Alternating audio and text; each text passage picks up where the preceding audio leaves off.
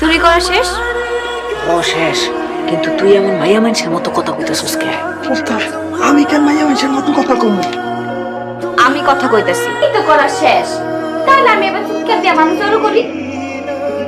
আমার দহনের ভুল লাগেন, আমরা কোনোদিন এই বাড়িতে চুরি করবো না, মাফ করে দেন। আমার ঘরে চুরি, তবু দূরের যদি মানুষটাই কালু ভর্তা না বানাইছি না, আমার না মালে না।